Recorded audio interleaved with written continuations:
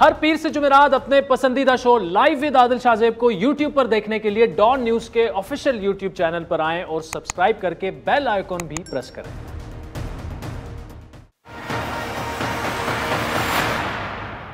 अस्सलाम वालेकुम, मैं हूं आदिल शाहजेब। बलूचिस्तान में वज़ीर आला जाम कमाल के खिलाफ सियासी बहरान संगीन तर हो चुका है। आज उनकी अपनी जमात बलूचिस्तान अवामी पार्टी के मुनर्रिफ रुकन अब्दुर्रहमान केंथरान की जानिब से असम्बली में अदम एतमाद की तहरीक पेश कर दी गई है।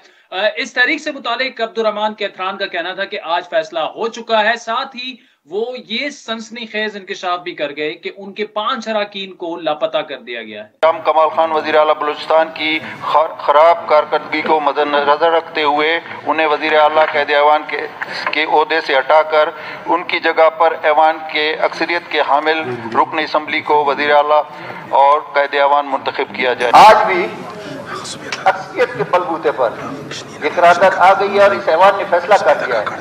गो के हमारे 5 आदमी मिसिंग पर्सन में आ गए हैं, 5 पार्लियामेंटेरियन।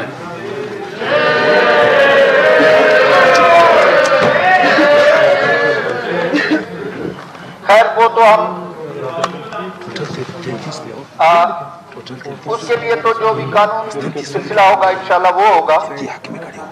किसी का गला दबा के कोई जबरदस्ती इख्तियार पे मेरा ख्याल है ये बलूचिस्तान की रिवायत नहीं है।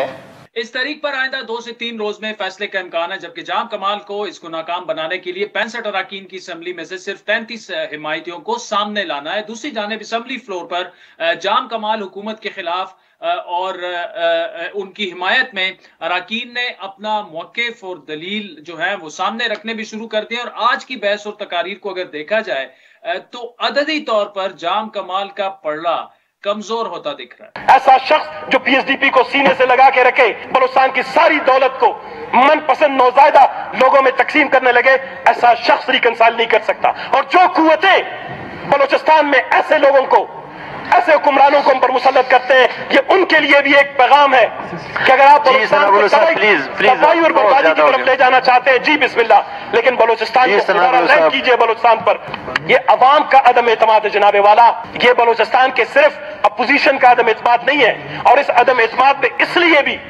हम शामिल हुए कि हम समझते हैं कि ये शख्सी हुक्मरानी वाली सोच रखने वाले लोग जितनी देर तक बलूचिस्तान में रहेंगे, बलूचिस्तान मजीद खून खराबे की तरफ जाएगा। इसके बावजूद अब भी जाम कमाल के खिलाफ अदम एतमाद की इस तहरीक की कामयाबी से मुतालिक हतमी तौर पर फिलहाल कुछ नहीं कहा जा सकता, जिसकी बड़ी वजह 5 अरकान के लापता होने से मुतालिक इंकशाफ था, जिसने बलूचिस्तान की इस नई सियासी कहानी में नया ट्विस्ट पैदा कर दिया है। इन लापता अरकान में बुशरा रेन, माजाबीन शेरान, उसके अलावा लाला रशीद, अकबर आसकानी और लैला तरीन शामिल थे। लेकिन कुछ देर बाद लाला रशीद असम्बली इजलास में शिरकत के लिए पहुंच गए। लेकिन इस दिलचस्प वाक़े ने जाम कमाल हुकूमत के खिलाफ तहरीक को लेकर कई सवालात को भी जन्म दे दिया है, जिनके जवाबात ढूंढने की आज कोशिश करेंगे। आपको याद दिलाते चलें कि बलूचिस्तान में ये जो सियासी बहरान अभी है, ये उस वक्त शुरू हुआ जब अपोजिशन जमातों ने 15 सितंबर को 16 अरकान के दस्तखतों से जाम कमाल के खिलाफ अदम एतमाद जमा करवाई, जिसे गवर्नर ने एतराज लगाकर वापस कर दिया। अब तहरीक अदम एतमाद जमा होने के बाद बाप पार्टी के 2 धड़े बन गए। एक ने जाम कमाल के खिलाफ बगावत करके ओपोजिशन का साथ दिया, जिसने हुकूमती अरकान को मुतहरिक होने पर मजबूर किया और हिमायतियों से मिलकर मुलाकातों का सिलसिला शुरू हुआ। इस कहानी में नया मोड़ उस वक्त सामने आया जब रवा माह के अवाइल में ओपोजिशन की बजाय बलूचिस्तान अवामी पार्टी के नाराज धड़े ने वज़ीर आला को 1 हफ्ते में मुस्ताफी होने की डेडलाइन दे दी। लेकिन जाम कमाल जो है वो इस तहरीक के नाकाम होने से मुत्तालिक पुरुमीद भी है और अब भी उम्मीद से मेरे ख्याल से पुरएतमादी होनी भी चाहिए, सियासत में यही है। और असल जो बात है वो इंशाल्लाह वोटिंग के दिन जाहिर होगी, जो हकीकत को इंशाल्लाह बयान भी कर देगी। ये बड़ा सवाल बनता है कि ऐसा कैसे मुमकिन है कि हुकूमती अरकान और एक पार्टी से मुंसलिक अपोजिशन के साथ मिलकर कोई तहरीक ला रहे हों। तो ये तो अपोजिशन तो कभी बात कर भी नहीं सकती है। अब जाम कमाल के खिलाफ महाज बनाने वाले अरकान भी भरपूर पुरएतमाद हैं, अपनी स्ट्रेंथ पे इजाफे की नवीद भी सुना रहे हैं और दावा ये कर रहे हैं कि उनके पास जो लोग हैं वो तकरीबन 42 तक पहुंच चुके हैं। इंशाअल्लाह ताला कल तक तो हम 40 थे।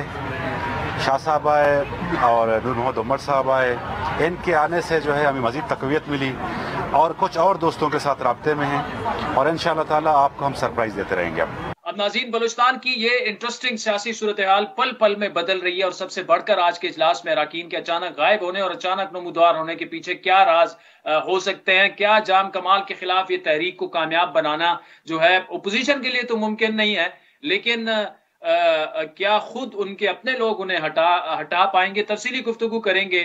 बलूचिस्तान अवामी पार्टी के कायम मुकाम सदर ज़हूर बुलेदी साहब हमारे साथ मौजूद हैं। बुलेदी साहब, thank you so much for joining us. वो दिन आ ही गया जब आपने जाम कमाल अपने ही वज़ीर आला के खिलाफ एतमाद की तहरीक पेश कर दी है। कितने पुरुमीद है आप? क्योंकि जाम साहब का कैंप भी भरपूर एतमाद का इजहार कर रहा है कि जी आपकी ये तहरीक जो है ये नाकाम ही होनी है। देखें, ये जो सियासी कशमकश है वो तकरीबन 1 महीने से जारी है यहाँ पे, और हमने अपनी अददी जो है वो पावर शो किया है। कल हमने जो है प्रेस कॉन्फ्रेंस की थी और 40 बंदे जो है हमने गिनवाए हैं, और आज भी जब अदम एतमाद की तहरीक पेश हुई तो उसमें 33 बंदों ने जो है वो खड़े होकर ये कहा कि जी हम जो है जाम कमाल खान के खिलाफ जो है अदम एतमाद की जो एडमिसिबिलिटी है उसको सपोर्ट किया। और 65 की असेंबली में जब 33 खड़े हो गए तो इसका मतलब है कि अक्सरियत जो है जाम साहब खो चुके हैं। और बाद में हमारे एक और रुकना है और उन्होंने भी ये कहा कि जी मैं भी जो है मेरा शुमार भी जो है आप जो मौरकीन में शामिल कर लें। तो ये तो नोश्ते दीवार जाम साहब ने पढ़ ली है, पूरी असेंबली की अक्सरियत उनके खिलाफ है। तो हमने उनको एक ऑनरेबल जो है एक रास्ता दिया था कि चूंकि आप अक्सरियत खो चुके हैं, अब अखलाकी जवाज भी नहीं बनता कि आप हुकूमत करें, आप बराए मेहरबानी मुस्ताफी हो जाएं।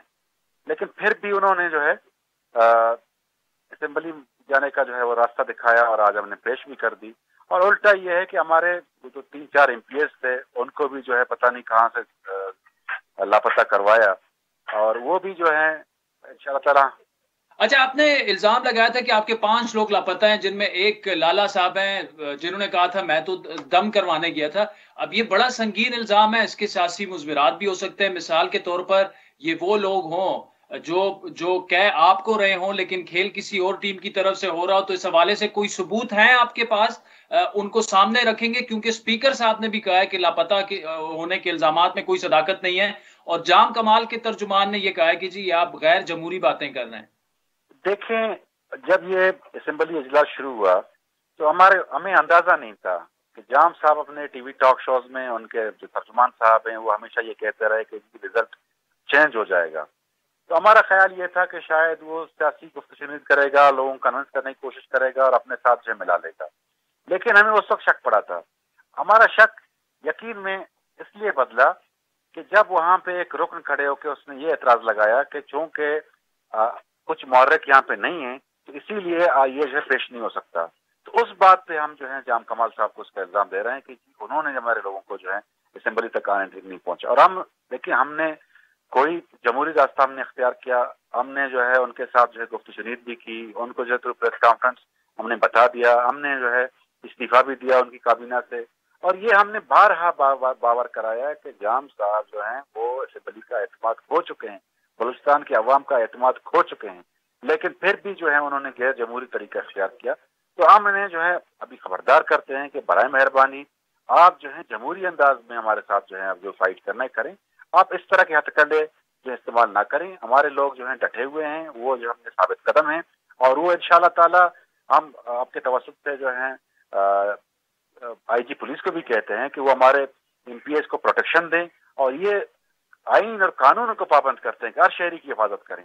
अगर इस तरह का रवैया रहा तो देखें फिर तो हम जो है मजबूर हो जाएंगे कि हम जो है मजीद अपना बलूचिस्तान भर में एहतजाज करें। अच्छा, ये मामला ये बताइएगा ज़हूर बुलेदी साहब, कितने दिन में निमट जाएगा? क्योंकि जाम साहब कह रहे हैं कि आप ओपोजिशन के कंधे पर सवार हैं और आपको उनकी हिमायत हासिल है, इसलिए आप इतने आगे निकल गए, वरना अदरवाइज उनके बकौल जाम कमाल के खिलाफ मामलात पार्टी के अंदर इतने ज्यादा कोई खराब नहीं थे।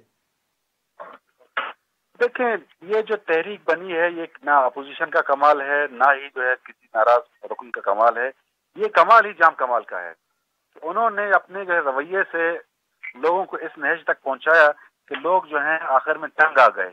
यहाँ पे देखें, बलूचिस्तान में उन्होंने एक गैर सियासी माहौल बनाया। यहाँ पे जो एहतजाज करे उसके खिलाफ पुलिस की लाठी, कोई अपनी जायज मुतालबात सामने रखे उसको जो है जदखोब करना, जेलों में बंद करना। تو یہ ساری چیزیں ہیں جو جام کمال کے خلاف جو ہیں عدم اعتماد کا باعث بنی ہیں. تو اس میں اپوزیشن کا کم ہے. یہاں پہ دیکھیں اگر وہ اپوزیشن کو اس میں مورد الزام ٹھہراتے ہیں تو وہ بڑے آدمی ہیں, ہم کیا کہیں گے, لیکن انہوں نے جو یہ ماحول بنایا ہے وہ خود اپنی جو حرکتوں کی وجہ سے یہ سارا ماحول بنا ہے اس کے خلاف. چلیں ظہور پلیدی Sahab, thank you so much for joining us. سازین وقت چاہتا ہے ایک بریک کا, جس کے بعد پی ڈی ایم کی سیاست کیا رخ اختیار کر سکتی ہے, کیا پیپلز پارٹی اور پی ڈی ایم اکٹھے مل کر مشترکہ حکمت عملی بنا سکتے ہیں. حافظ عبداللہ صاحب ہمیں جوائن کریں گے ہمارے ساتھ.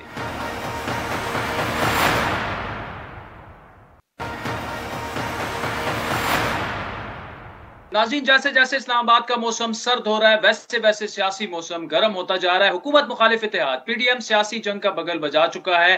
ملک میں شدید مہنگائی کے خلاف اپوزیشن کی احتجاجی تحریک نے نیا محاذ کھولتے ہوئے آج اپنا بڑا پڑاؤ جو وہ ہے وہ پار کیا, جس کے تحت مسلم لیگ نون کی جانب سے راول پنڈی میں احتجاجی مظاہرہ کیا گیا. لیاقت باغ میں ہونے والے مظاہرے کے تحت کئی گھنٹوں تک مری روڈ پر نظام زندگی جو ہے وہ منجمد رہا. گو کہ آج ہونے والے یہ مظاہرہ جو ہے حکومت کے ایوانوں میں اس سے اتنا ارتعاش تو پیدا نہیں کر پایا جس کے دعوے کیے گئے تھے, لیکن ابھی جو ہے ابتدا ہے انتہا کے لیے.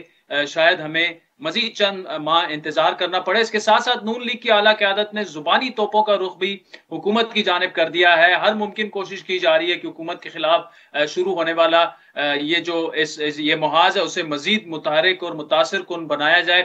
شاید اسی لیے پیپلز پارٹی جو پارٹی کے سینئر رہنما اور پنجاب میں اپوزیشن لیڈر حمزہ شہباز ہیں, انہوں نے حکومت سے متعلق چوکوں اور چوراہوں پر فیصلہ کرنے کا اعلان کیا. میں پاکستانی قوم کو بتانا چاہتا ہوں کہ ہماری جماعت کا یہ فیصلہ ہے کہ اب ہم انشاءاللہ عام آدمی کے جو مسائل ہیں, آٹا, چینی, دال, بجلی, گیس, سب کے لیے میں انشاءاللہ تعالی ہم سب مل کر عوام کی آواز کے ساتھ آواز ملائیں گے, کندھے کے ساتھ کندھا ملائیں گے, اور اب یہ فیصلہ سڑکوں پہ ہوگا. دوسری جانب حکومت وقت ان مظاہروں کو بھی زیادہ سیریسلی نہیں لے رہی, اور شیخ رشید صاحب جو ہیں وہ انہوں نے ایک اور نئی پیشن گوئی جو ہے نون لیگ سے متعلق کر دیا. جو میں کہتا تھا وہ امریکی ناظم الامور کو بھی پتا ہے کہ نون اور شین دو لیگیں ہیں, سو ایک ہی محلے اور ایک ہی علاقے میں دونوں لیگوں سے علیحدہ ملی ہیں. الیکشن سے پہلے تیسری وجود میں آ جائے گی. الیکشن کے پہلے اگر کوئی یہ دنگا فساد کریں گے تو اپنے لیے برا کریں گے, یہ اپنے لیے سیاسی گڑھا کھودیں گے.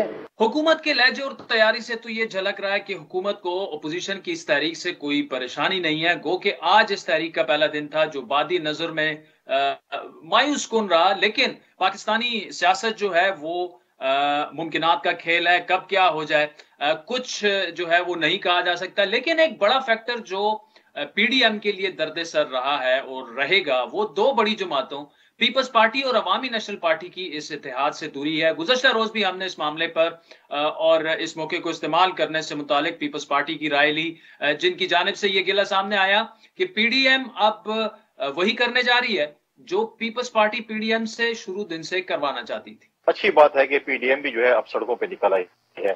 اب ہم انتظار میں تھے کہ پی ڈی ایم تو یہ کہہ رہی تھی کہ ہم استعفے دیں گے, آج تک انہوں نے استعفوں کی بات نہیں کی.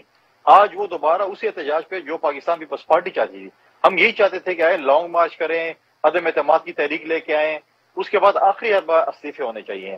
جبکہ آج پیپلز پارٹی کے سینئر رہنما قمر زمان کائرہ نے اپوزیشن کو مشترکہ حکمت عملی بنانے کا مشورہ دیا. کیا پی ڈی ایم یہ کرے گی, اور کیا واقعی پی ڈی ایم نے پیپلز پارٹی کا ہی رستہ اپنا لیا ہے؟ کیا پی ڈی ایم اس تحریک کو منطقی انجام تک پہنچانے کے لیے ناراض جماعتوں کو بھی رام کر سکے گی, اور تحریک کا مستقبل کیا ہوگا؟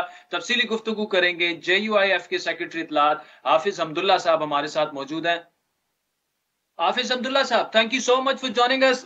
اپوزیشن ایک دفعہ پھر پی ڈی ایم کی جو جماعتیں ہیں وہ متحرک تو ہو گئی ہیں مہنگائی کے خلاف, لیکن حافظ صاحب یہ بات بار بار کی جاتی ہے کہ پچھلے 3 سالوں میں اصل جو اپوزیشن حقیقی اپوزیشن ہے اگر مولانا صاحب کو سائڈ پہ کر لے تو باقی بڑی جماعتوں نے کوئی خاص اور حقیقی اپوزیشن نہیں کی ہے.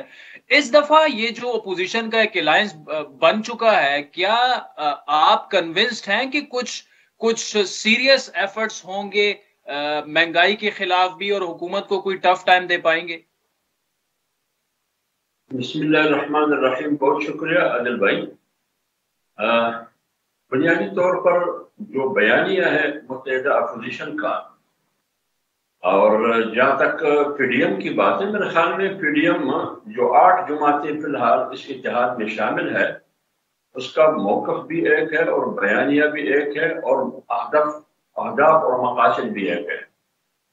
ہاں، یہ بات آپ کی صحیح ہے کہ پی ڈی ایم میں شامل 10 جماعتیں تھیں، جن میں سے 2 جماعتیں الگ ہو گئی، باقی 8 جماعتیں ہیں۔ یہ جو 8 جماعتیں ہیں پی ڈی ایم میں شامل، ان کا بنیادی مقصد تو روز اول سے، جب سے پی ڈی ایم نہیں بنی تھی 25 جولائی 18 کے الیکشن کے فوراً بعد، وہ یہی تھا کہ اس ملک میں جو حکومت قائم کی جا رہی ہے یا مسلط کی جا رہی ہے، یا جس پارٹی کو اکثریت دے کر مسلط کی گئی تحریک انصاف عمران خان، یہ جیلی مینڈیٹ اور چور دروازے سے لانے کی کوشش کی جا رہی ہے۔ آج 3.25 سال گزرنے کے بعد پوری قوم اس بات پر متفق ہو گئی کہ پی ڈی ایم جو کچھ کہہ رہی ہے وہ بالکل سچ بھی ہے اور حقیقت بھی ہے، اور یہ بھی پی ڈی ایم کی بات ثابت ہو گئی کہ یہ حکومت ڈیلیور نہیں کر سکے گی، یہ نالائق بھی ثابت ہوگی اور نااہل بھی ثابت ہوگی۔ آج گزر چکے ہیں، یہ حکومت 3.5 سال میں عوام کو کوئی سہولت بھی نہ دے سکی زندگی کے کسی بھی شعبے میں۔ اس حکومت نے تمام اداروں کو نشانہ بنایا، نیب کو نشانہ بنایا، عدلیہ کو نشانہ بنایا، الیکشن کمیشن کو نشانہ بنایا، میڈیا کو نشانہ بنایا۔ آج پاکستان کی اہم اور مقدس ادارہ نشانے پر ہے۔ تو اس صورتحال میں ملک کا کیا بنے گا، قوم کا کیا بنے گا، اس لیے پی ڈی ایم روز اول سے بھی سڑکوں پر تھی، اپوزیشن سڑکوں پر تھی۔ آج پی ڈی ایم میں شامل جماعتیں ایک بار پھر اس تحریک کی تسلسل میں جو پہلے فرض کر لے مؤثر نہیں تھا آپ کے مطابق، آج وہ سارے سڑکوں پر ہے، پوری بلوچستان میں، پورے صوبے، پورے چاروں صوبوں میں، تمام اضلاع کے ہیڈ کوارٹر میں احتجاجی مظاہرے ہوئے، ریلیاں ہوئے اور مارچز ہوئے۔ اچھا حافظ صاحب، یہ بتائیے گا، دیکھیں یہ بات تو بالکل آپ کی درست ہے اور لوگ بھی اب اس پر کنونس تقریباً ہو چکے ہیں کہ حکومت اب تک جو انہوں نے وعدے کیے تھے اس طرح سے وہ ڈیلیور نہیں کر پائی، لیکن یہ کہنا درست ہوگا کہ یہ حکومت اپنے بوجھ تلے آہستہ آہستہ دب رہی ہے۔ اپوزیشن نے اس طرح سے، دیکھیں نا، پیپلز پارٹی، عوامی نیشنل پارٹی دوسری طرف نکل گئے، پی ڈی ایم میں صرف مولانا صاحب اور جو ہیں وہ نون لیگ اور محمود خان اچکزئی اور شہرپاؤ صاحب جو ہیں وہ الگ سے اپنی ایفرٹ کر رہے ہیں۔ تو جو اپوزیشن عوام کی خاطر اکٹھی نہ رہ سکے، وہ عوام کو متبادل کے طور پر کیسے اچھی حکومت فراہم کر سکے گی؟ دیکھیے، اگر فرض کرے پی ڈی ایم کی 8 جماعتیں ایک پلیٹ فارم پر کھڑی ہے اور اپوزیشن کی 2 جماعتیں جو این پی اور پیپلز پارٹی ہے، کیا مہنگائی میں ان کا موقف وہی نہیں ہے جو موقف پی ڈی ایم کا ہے؟ یہ ایک مشترکہ ایشو ہے، عوامی ایشو ہے، لہذا آج پی ڈی ایم اور اپوزیشن یہ عوام کی آواز بن چکی ہے اور عوام بھی تسلیم کرتے ہیں، وہ سہارا چاہتے ہیں عوام۔ آج پی ڈی ایم سڑکوں پر ہے، عوام کی سہارا بن کے، عوام کی آواز بن کے، ان کی درد کا احساس کرتے ہوئے حکومت کے خلاف، مہنگائی کے خلاف، بے روزگاری کے خلاف، معاشی تباہی کے خلاف سڑکوں پر ہے۔ اس سلسلے میں آپ یہ نہیں کہہ سکتے ہیں کہ عوام پی ڈی ایم کے ساتھ نہیں ہے، عوام ہے پی ڈی ایم کے ساتھ۔ آج وکلاء بھی احتجاج پر ہے، مزدور، کسان، ڈاکٹرز، یہ تمام شعبے احتجاج پر ہے۔ میرے خیال میں عوام کو یہی وقت ہے نکالنے کا۔ ٹھیک، تو حافظ صاحب، اگر واقعی آپ سمجھتے ہیں کہ اپوزیشن کا ایجنڈا اور جدوجہد ایک ہی ہے، تو اکٹھے کیا چانسز ہیں کہ اب پیپلز پارٹی جو ہے، آپ چاہیں گے کہ اسی احتجاج میں مشترکہ طور پر جو آپ نے 20 تاریخ سے ریلیوں اور جلسوں کا اعلان کیا ہے، تو ایک دفعہ پھر پیپلز پارٹی آپ کے ساتھ مل کر یہ کرے جدوجہد؟ دیکھیں، یہ ایک حقیقت ہے کہ پیپلز پارٹی آج پی ڈی ایم کا حصہ نہیں ہے۔ اگر فرض کرے پیپلز پارٹی فیصلہ کرے گی کہ ہم اس احتجاج میں پی ڈی ایم کا حصہ بن کے احتجاج کریں گے، کیونکہ یہ مہنگائی صرف ایک آدمی یا ایک پارٹی یا ایک شخص کا ایشو نہیں ہے، یہ مسئلہ 22 کروڑ عوام کا ہے۔ اگر پیپلز پارٹی یہ بات کرتی ہے تو پی ڈی ایم کے دروازے اس کے لیے کھلے ہیں، اس احتجاج میں ان کو شامل کرنے کے لیے۔ اس میں کوئی قباحت نہیں ہے، یہ ایک کامن ایشو ہے، ایک کامن مشکل ہے، ایک کامن مسئلہ ہے، ایک مشترکہ مسئلہ ہے۔ قوم کو اس مسئلے سے نکالنا ہے، قوم کو اس مسئلے سے نجات دلانا ہے، اور یہ مصیبت، یہ جلجل، یہ جو تباہی ہے، معیشت کہیں نظر نہیں آ رہی. اس سلسلے میں یہ سب کا مشترکہ مشن ہونا چاہیے کہ ہم ملک کو کیسے اپنے پاؤں کو کھڑا کر سکتے ہیں، قوم کو کیسے ہم سہارا دے سکتے ہیں. یہ ہماری سب کی ذمہ داری ہے. ٹھیک. اچھا، دوسرا یہ بتائیے گا حافظ صاحب کہ اس کا پہلے بھی اظہار ہو چکا ہے کہ پی ڈی ایم میں اس وقت جو جماعتیں ہیں یہ آئندہ عام انتخابات میں ایک انتخابی اتحاد کے طور پر الیکشن لڑیں گی. کیا اس پر باقاعدہ ڈسکشن ہو چکی ہے یا یہ ویسے ہی ابھی فی الحال سوچا جا رہا ہے اور کوئی کنکریٹ بات نہیں ہے، اس میں کوئی بات نہیں ہوئی؟ دیکھیں، ابھی تک تو پی ڈی ایم میں شامل جماعتوں میں یہ ایک تحریک کی شکل ہے اور جو کہ ایک تسلسل کا نام ہے. ابھی تک انتخابی اتحاد کی بات نہیں ہوئی ہے. البتہ غیر رسمی طور پر یہ بات ہوئی ہوگی کہ اگر اس تحریک کو، اس اتحاد کو ہم ایک انتخابی اتحاد کی شکل دے دیں، لیکن غیر رسمی طور پر یہ بات ہوئی ہے. لیکن پاکستان میں اور سیاست میں کوئی بھی چیز حرف آخر نہیں ہے، یہ ہو بھی سکتا ہے. Hafiz Hamdullah Sahab, thank you so much for joining us. ناظرین، وقت ہوئے چاہتا ہے ایک بریک کا، جس کے بعد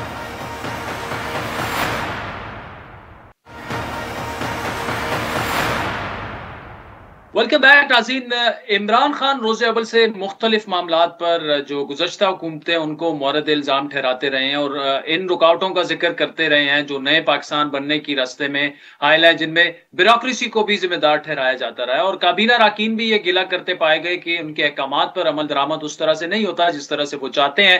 لیکن اصل سوال یہ ہے کہ حکومت اتنی بے بس کیوں ہے؟ وزیر اعظم کے لیے اپنے اصلاحاتی ایجنڈے پر عمل درآمد ناممکن کیوں ہو رہا ہے؟ 3 سال بعد حکومتیں مشکلات کم نہیں ہو رہی، بلکہ نہ وہ گنواتی ہیں مشکلات کو، بلکہ وہ اپنی کامیابیاں جو ہے وہ گنوانا شروع کرتی ہیں. لیکن یہاں معاملہ الٹا لگ رہا ہے، جس کی ایک مثال یہ کہ تقریباً 3 سال سے 20 سے زیادہ وزارتوں کے جو ذیلی ادارے ہیں ان کے 80 سربراہان کی تقرری کا معاملہ وزیر اعظم کے بار بار احکامات کے باوجود تاخیر کا شکار ہے. ہم نے اپنے پروگرام میں معاملہ بار بار اٹھایا، لیکن گزشتہ کابینہ کے اجلاس میں جب تازہ ترین اعداد و شمار جاری کیے گئے تو وہ حوصلہ افزا نہیں ہے.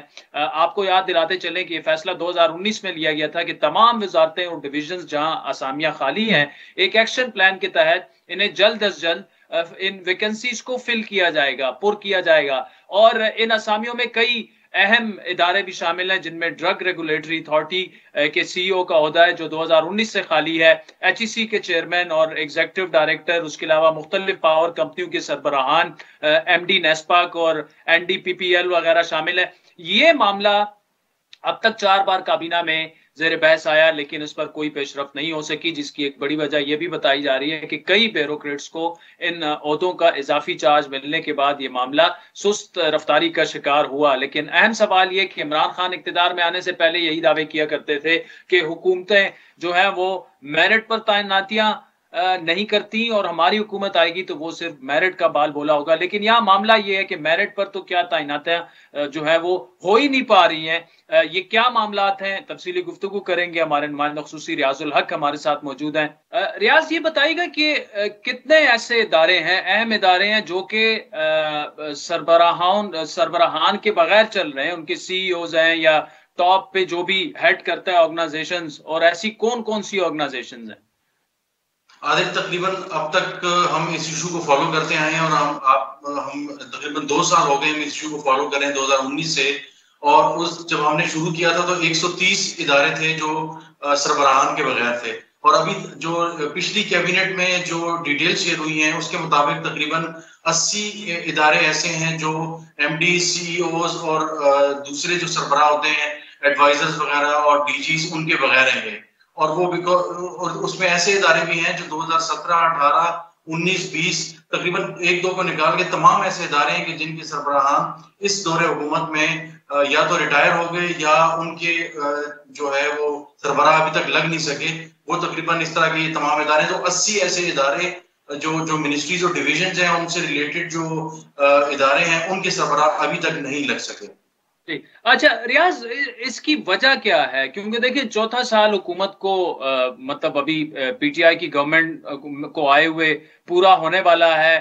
دعوے کیے گئے تھے سول سروس ریفارمز کے اور بیوروکریسی میں ریفارمز کے، لیکن یہاں تو معاملہ بالکل الٹی سمت میں جاتا دکھ رہا ہے ہمیں۔ عادل، اس کی بہت سی وجوہات ہیں، جس میں سب سے زیادہ اگر ہم کہیں تو سب سے پہلے بیوروکریسی اس میں خود انوالو ہے۔ اس کی جو بینیفیشری ہیں وہ سب سے پہلے وہ بیوروکریٹس ہیں، سینئر 20 21 22 کے لوگ کے آفیسر جن کو ایکٹنگ چارج دیا گیا ہے، تو ایڈ ہاک پہ بہت زیادہ سسٹم چل رہا ہے۔ یعنی کئی ایسے ادارے ہیں، مثال کے طور پر HEC ہے جس کا چیئرمین ابھی تقریباً 6 ماہ سے زیادہ ہونے والا ہے عرصہ کہ اس کا چیئرمین نہیں لگا۔ اسی طرح ایگزیکٹو ڈائریکٹر کو ابھی تک 5 اشتہارات آ چکے ہیں لیکن اس کا ایگزیکٹو ڈائریکٹر نہیں لگایا جا سکا، اور ابھی جو موجودہ ہے ان کو شاید چند دنوں میں تیسری ایکسٹینشن دے دی جائے۔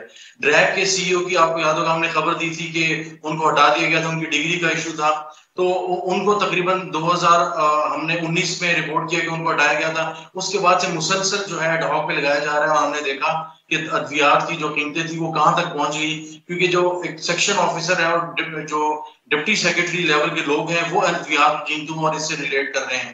تو بہت زیادہ مسئلہ ہے، اور اس سے فائدہ ان کمپنیز اور اداروں کو ہو رہے ہیں۔ ایسی ادارے جو فیسکو ہیں، جو کویسکو ہیں، یعنی کوئٹہ الیکٹرک جو کارپوریشن ہے، اسی طرح فیصل آباد، تو مختلف ادارے جو ہیں ان کو بہت سے جو پرائیویٹ سیکٹر ہے ان سے بہت زیادہ فائدہ ہو رہا ہے، یا بہت سے ایسے جو کمپنیز ہیں ان کو فائدہ ہو رہا ہے، اور بیوروکریٹس بھی ظاہر سے فائدہ لے رہے ہیں۔ تو ان کی شاید ولنگنس اس طرح نہیں ہے۔ ہم مطلب آج کابینہ کی پوری اسمبلی میں دیکھ رہے ہیں تو اس میں 4-5 کے علاوہ ایسے کئی نام ہیں کہ جن کا شاید اگلے 1 سال میں بھی امکان نہیں ہے کہ ان کے اداروں کے سربراہ لگائے جا سکیں۔ تو بیوروکریسی اور جو افسران ہیں وہ خود چاہتے ہیں کہ یہ سلسلہ اس طرح چلتا رہے، کیونکہ کئی سالوں سے یہ اسی طرح چلتا آ رہا تھا۔ یہ شاید پہلی دفعہ ہے کہ PM نے پش کیا ہے، لیکن PM بھی اس معاملے میں ہیلپ لیس ہے، وہ کچھ نہیں کر سکتے۔ Riaz ul Haq, thank you so much for joining us. عظیم وقت چاہتا ہے ایک بریک کا، جس کے بعد افغانستان کی بات کریں گے۔ ہمارے ساتھ رہیے۔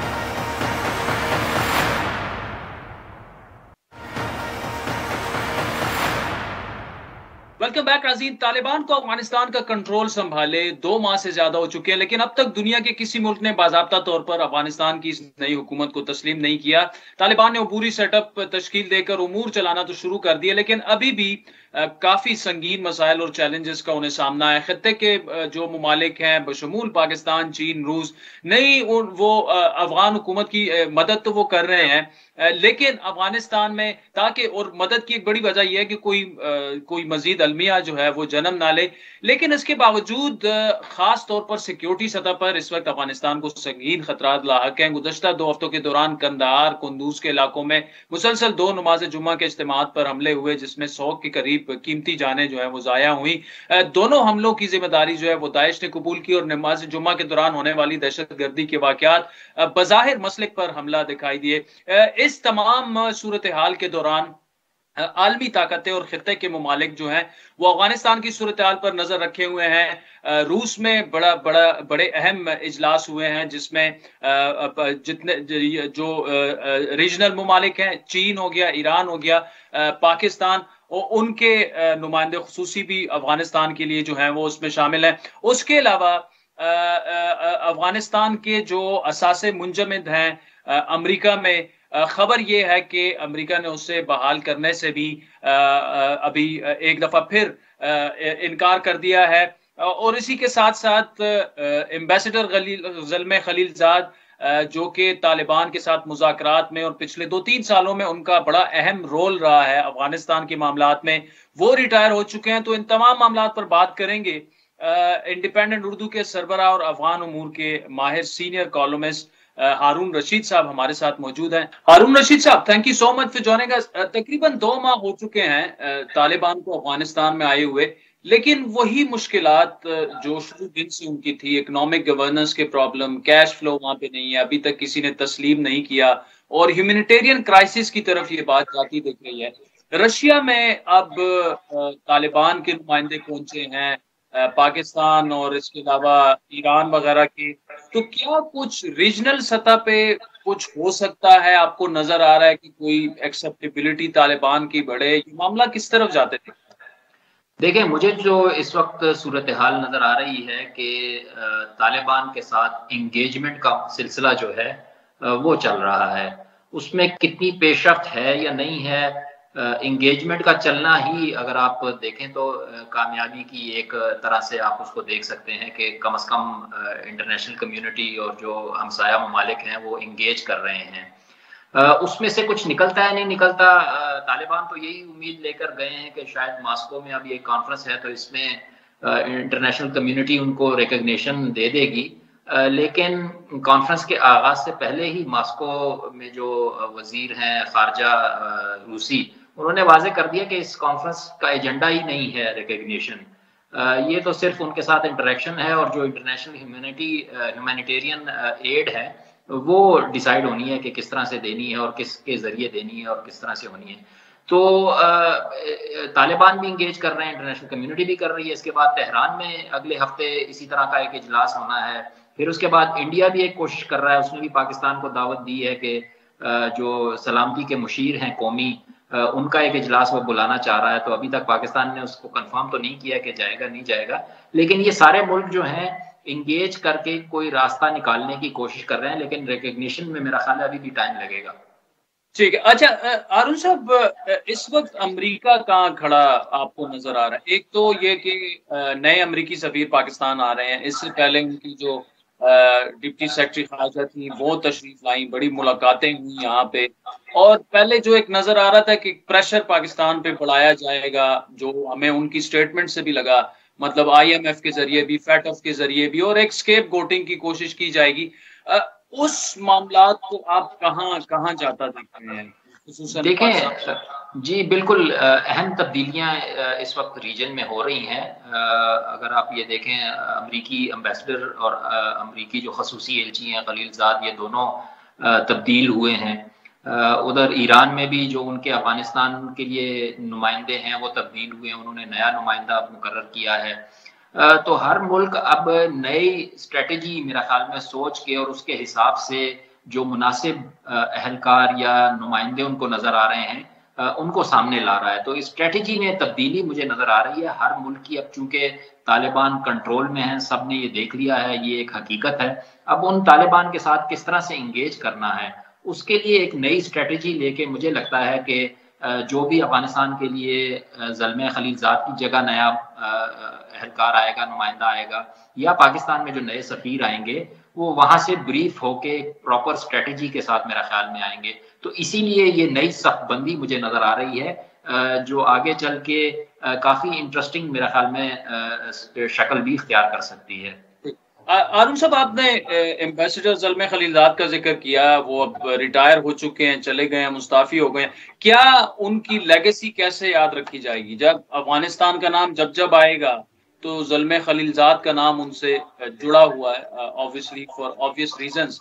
آپ نے بڑا ایک اچھا زبردست کالم بھی ان پہ لکھا, ان کی لیگیسی پہ. کیسے یاد رکھے گی دنیا ان کو, امریکی عوام ان کو, اور افغانستان ان کو کیسے یاد؟ دیکھیں جہاں تک امریکی عوام ہے اور امریکی حکومت ہے وہ تو میرا خیال میں ان کی کارکردگی سے مطمئن ہی ہوں گے.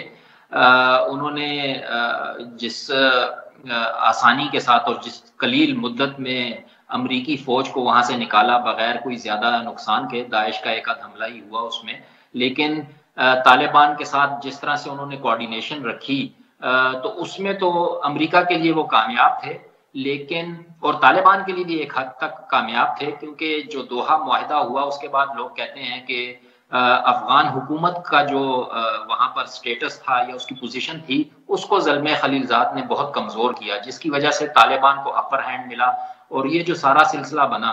تو افغانستان میں طالبان تو ان کو اچھے الفاظ میں میرا خیال میں یاد کریں, افغان حکومت جو سابق تھی وہ کبھی بھی ان کے ساتھ خوش نہیں تھی جس طرح سے وہ ان کو ٹریٹ کر رہے تھے.